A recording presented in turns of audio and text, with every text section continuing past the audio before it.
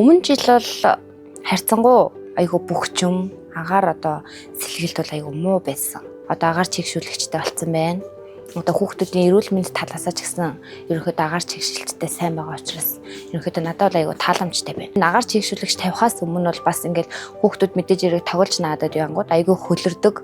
Тэгээд ингээм амар хөлсөн гарсан амар бөхчөн байдаг байсан байхгүй.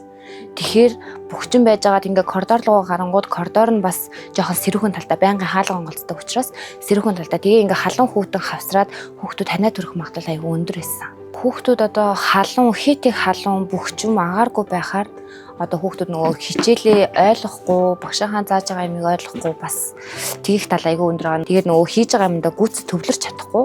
Одоо ингээд агаар халуун хүүтэн ингээд таарад ирэнгүүт хүүхдүүд мэдээж ирэх анхаарал нь бол сайн төвлөрөөд хичээлээ бол аюулстай ойлгоход нь маш тос нэмэр болно гэж бодож байна. Хүүхдүүдийнх нь яг одоо гэр цэцэрлэг хуваарлагдсан тоон хүртэл айгүй тохиромжтой, тийм илүү биш, бага биш. Ерөнхийдөө хүүхдүүд нь ингээд хичээл номоо хийгээд ингээд тоглоод явах бол зай завсар бүрэн боломж нь бүрдсэн. Гэр цэцэрлэг ерөнхийдөө айгүй тав тухтай. Сурах орчин нь бол 100% бүрдсэн л гэж л.